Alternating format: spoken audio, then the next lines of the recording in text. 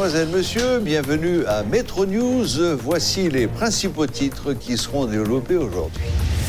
L'état de santé des 2 personnes atteintes du coronavirus en Haïti est stable. C'est ce qu'a annoncé ce vendredi la ministre de la Santé publique, Marie-Greta Roy-Clément. Toutefois, ces malades ont été placés en isolement.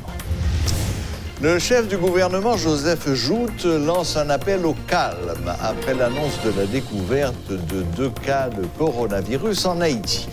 Le Premier ministre invite les citoyens à respecter les dispositions adoptées par son gouvernement. Un vent de panique a soufflé sur la capitale après l'annonce de la découverte de 2 cas de Covid-19 en Haïti. Supermarchés, pompes à essence et pharmacies ont été pris d'assaut. Des embouteillages monstres ont été constatés jeudi soir et vendredi.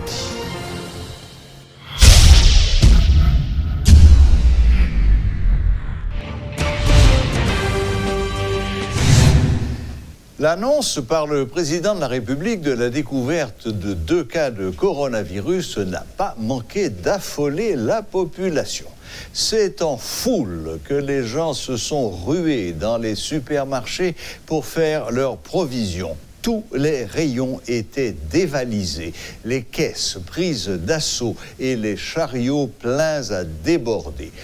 De même, la tension a commencé à monter dans certaines stations-service où de longues files de véhicules étaient observées. Les marchés publics étaient bondés.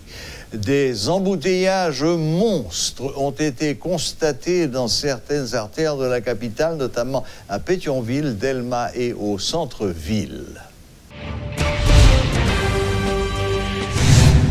Les autorités haïtiennes assurent que les dispositions nécessaires ont été adoptées en vue de limiter la propagation du coronavirus. La ministre de la Santé, Marie-Greta Roy-Clément, a indiqué ce 20 mars que les 2 personnes ayant contracté le virus ont été placées en isolement, mais sans toutefois identifier les institutions concernées. Elle a également indiqué que l'état de santé de ces 2 personnes était stable. Ces personnes ont été identifiées grâce au système d'alerte du ministère de la Santé. Elles avaient été évaluées lors de leur arrivée à l'aéroport Toussaint-Louverture, mais elles ne présentaient à l'époque aucun symptôme. Des signes et symptômes n'ont été décelés que pendant leur quarantaine domiciliaire. Les proches de ces 2 hommes ont également été placés en isolement. Premier cas sont citoyens de nationalité haïtienne, âgés de 31 ans, qui étaient séjournés en France et qui retournaient en Haïti le 15 mars 2020.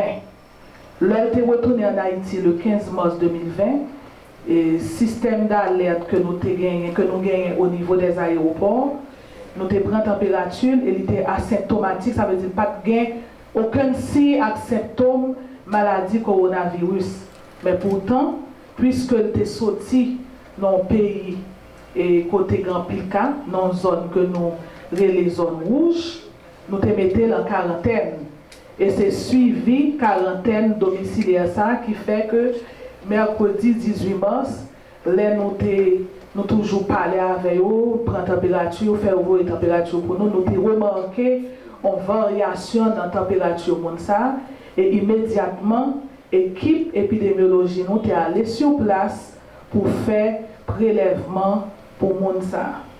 Donc hier après-midi, pendant le conseil des ministres, moi recevoir résultat test ça, et c'était le premier test de coronavirus de Covid-19 en Haïti qui était positif. Deuxième cas sont l'autre citoyen masculin, toujours de sexe masculin, qui est âgé de 63 ans, qui est d'origine belge. Ça veut dire sorti Belgique. Et Mounsa est transité Madrid, ensuite il est transité Miami, et il est tourné à Haïti le 10 mars 2020.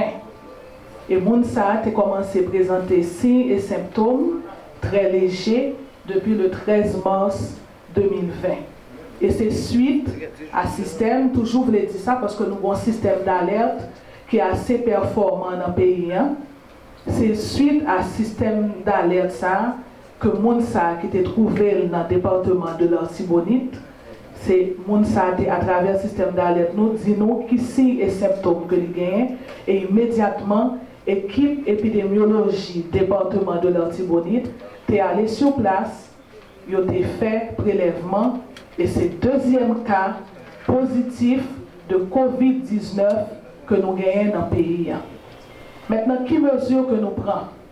Immédiatement qu'on connaît qu'on a un cas positif de COVID-19, ou mettez mon sayo en isolement. Et c'est ça exactement que le ministère de la Santé publique et de la Population a fait. Il a mis mon sayo en isolement, accompagné de monde qui est plus proche de mon sayo qui était dans le cas. Donc, 2 malades sayo, nous confirmons que 2 patients sayo et dans le centre d'isolement que nous gagnons, et actuellement, conditions sont stables pour le moment. Parce que les choses peuvent changer à n'importe quel moment. Qui mesure que nous continuons à prendre? Le ministère a toujours continué à dire nous, mesure l'hygiène, c'est toujours la première mesure pour nous prendre dans le cadre COVID-19. Ça veut dire que nous continuons toujours à laver les mains. Mais il y a des gens qui sont capables de joindre de l'eau quand même pour laver les mains. Si on lave les mains, on n'a pas de l'eau qui a coulé dans le tuyau, on va faire l'autre monde vider de l'eau à sous-mer pour laver. Mais pas vider de l'eau à vous-même avec nous. Tout ça, c'est comme si on n'a pas de faim. On va faire l'autre monde vider de l'eau à vous, et puis on va savonner les mains, et puis on va quitter les mains séchées. Il y a des gens qui ont mauvaise habitude, là, ils finissent de laver les mains, ils passent les mains sur la radio, ou bien ils passent les mains dans la tête. On va quitter les mains séchées. Donc, son première mesure, continuer laver les mains nous fréquemment avec de l'eau et savon. Le Premier ministre Joseph Joute appelle ses compatriotes à respecter les dispositions adoptées par son gouvernement en vue de lutter contre le coronavirus. Il a fait remarquer que l'état d'urgence n'est pas le confinement.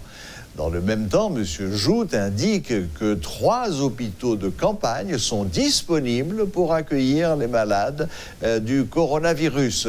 Les centres seront localisés au Gonaïves, Cap-Haïtien et Caille. Un 4e centre sera installé à Ouanaminthe. M. Joute met en garde ceux qui voudraient attenter à la vie de ces malades. Les forces de l'ordre sont déterminées à protéger les citoyens, a-t-il martelé. Par ailleurs, M. Joute annonce un payroll anticipé pour les fonctionnaires de l'État. Sur le plan social, le gouvernement promet la poursuite des activités des restaurants communautaires et la distribution de rations sèches. Moi, ouais, toute la rue bloquée parce que tout le monde sorti. Il a cherché gaz, il a pressé acheter pain, il a pressé acheter toute qualité de bagaille qu'il a besoin pour y aller à la caille. M'a dit nous, poser toute marchandise, tout gaz, tout ça nous avons besoin, il a continué à rentrer dans le pays. Même si nous tendons, il fermé le port, l'aéroport fermé, l'école fermée, mais marchandises a continué à venir dans le pays. Businessmen, commerçants, industriels, ils ont commencé à continuer à commander des marchandises. Tant pis. Distance, docteur dit, les gens qui savent dans la science, ils dit distance là, c'est 1 mètre à 1 mètre 50 pour parler avec les gens. Moi, je connais nous même beau, il faut camper sous bois, on finit gérer le coronavirus. Je connais nous même un brassard et belle accolade. C'est bon. Mais il faut changer l'habitude. Quand pile l'habitude n'a pas obligé de changer. Dans les gens à manger, dans les gens à marcher, dans les gens à vivre. Même tout mettre mis en garde là, état d'urgence pas le dit. Pour organisation internationale, pour ONG, pour groupement, pour base, après j'ai quoi pour venir ramasser l'argent sur une population qui n'a pas même qu'à manger. Je ne pas oublier, profiter qui sont dans l'État. Moi-même, comme chef gouvernement, moi clair. Nous sommes bon monde. On va faire malversation. On va profiter, faire surfacturation. On va détourner, que ce qui est d'hygiène, que ce qui est alimentaire, on va joindre avec Zogren. Nous ne pouvons pas tolérer. Quel que soit le monde, quelle que soit la couleur, quel que soit le poste pour occuper dans l'État, conseil ministre, conseil directeur général, conseil secrétaire d'État, il faut nous camper. Pas assez pour nous continuer à pomper comme ça dans la corruption avec profiter, misère, population. Moi, je veux être clair sur ça. Le gouvernement prend disposition pour lui camper factory. Je parle de factory, je parle seulement factory qui a secteur textile. Le gouvernement n'a pas dit pour Polygone pas continuer à produire bon de l'eau pour la population. Ouais. Aquafine, excusez-moi citer deux noms, c'est me songer, je ne peux pas faire publicité pour eux, non. Mais je veux dire, tout petit sachet de l'eau, tout depuis fait dans l'hygiène, tant pis, nous pas dit pour camper. Agro-industrie, usine ou bien factory qui a fait spaghetti, il n'y a pas qu'à camper. Nous gagnons une factory tout ou bien une usine dans l'agro-industrie qui a fait saucisse. Il n'y a pas qu'à camper parce que même si nous malades, nous avons toujours besoin de manger pour nous manger. Et je me suis dit tout à l'heure à marchandises, il a continué à rentrer. Il y a des gens qui ont attaqué les gens qui sont malades. Nous avons agi avec rigueur contre les gens qui ont attaqué les gens qui sont malades. C'est pour malade qui doit le chercher. Tant pis. Il faut nous solidaires, il y en a l'autre. Nous avons une situation qui est extrêmement compliquée. Je souhaitais que nous solidaires à les gens qui sont malades. Tout le monde libre pour vaquer à l'occupation, mais c'est conseil pour tenter. Dans des conseils, appliquez, ou pas besoin de symptômes parce que ne pas mourir. Le docteur Réginald Boulos salue les décisions du chef de l'État pour prémunir la population du coronavirus. Intervenant pendant le journal du matin, le leader du mouvement Troisième Voie a fait valoir que l'heure n'était plus à la contestation, mais à la solidarité. Il a en outre formulé de nombreuses propositions, dont la création d'un comité national qui regrouperait le plus de secteurs possible afin de gérer l'urgence sanitaire pendant les prochains mois. Le docteur Boulos a également préconisé la mise en place d'un fonds d'urgence national pour indemniser les travailleurs de la sous-traitance dont les usines ont fermé. De son côté, le leader du secteur dit démocratique et populaire, Maître André Michel, appelle les Haïtiens à faire bloc et salue les mesures adoptées par le chef de l'État. Toutefois, il réclame un accompagnement pour les employés dont les entreprises ont ou vont fermer, ainsi que des protections pour le personnel soignant. Coronavirus, le consortium national de partis politiques conseille au gouvernement de créer un fonds de solidarité pour les populations vulnérables. Les responsables de cette structure, alliés du pouvoir, ont fait cette proposition suite à l'annonce du président de décréter l'état d'urgence sanitaire. Lors d'une rencontre avec la presse ce vendredi, le porte-parole du consortium a salué les dispositions prises par le gouvernement. Cependant, il regrette et condamne les tentatives d'assassinat dont sont victimes certaines personnes suspectes d'avoir été atteintes de Covid-19. Guy Robéus exhorte la population au calme et à la solidarité. Exhorte la population au calme et à la solidarité. Exhorte la population au calme et à la solidarité. Exhorte la population au calme et à la solidarité. Exhorte la population au calme et à la solidarité. Exhorte la population au calme et à la solidarité. Exhorte la population au calme et à la solidarité. exhorte la population au calme et à la solidarité. Population au calme et à la solidarité. Exhorte la population au calme et à la solidarité. Exhorte la population au calme et à la solidarité. Exhorte la population au calme et à la solidarité. Exhorte la population au calme et à la solidarité. Exhorte au calme et à la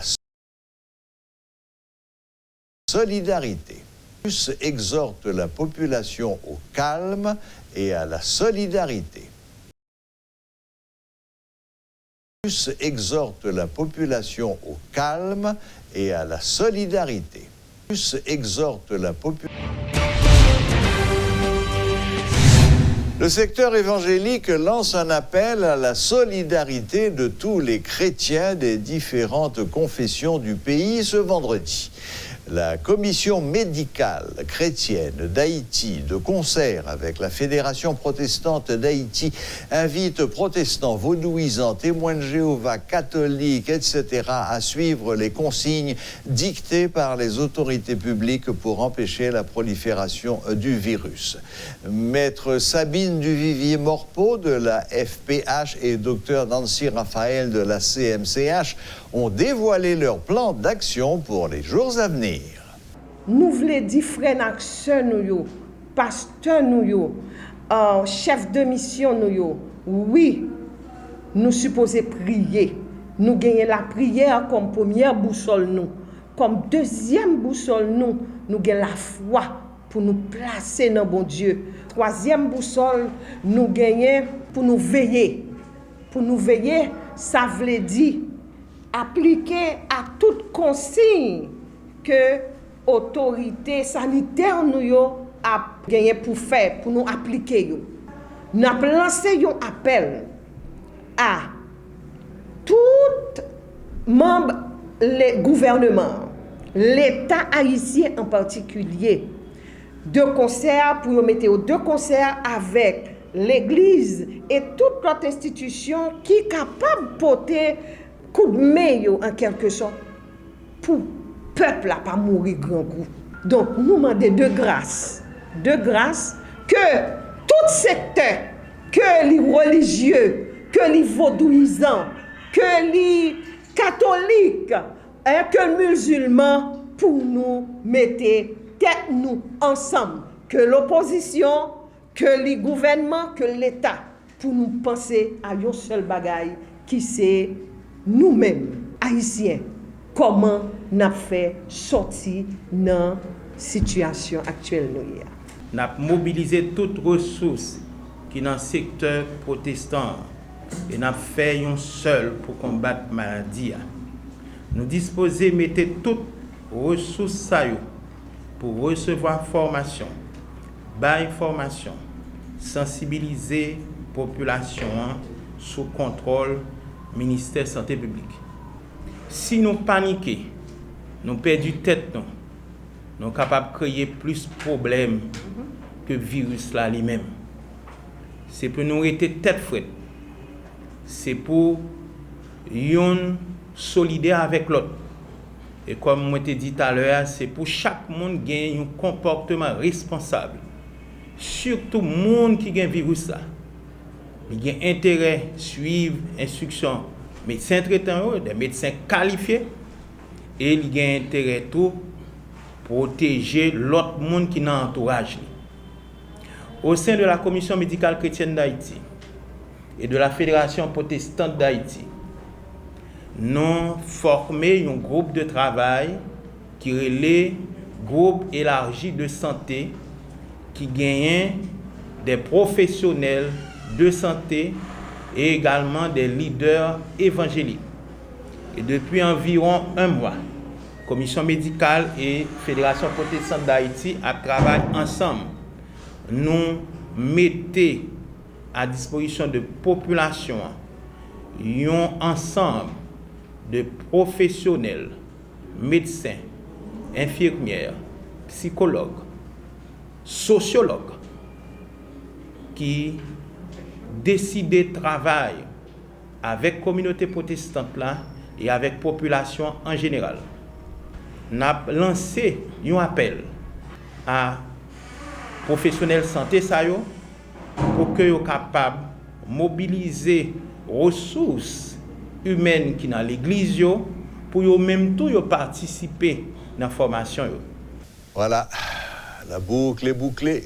Merci de nous rester fidèles. Gardez votre calme, prenez votre mal en patience et à la prochaine. Même heure, même chaîne.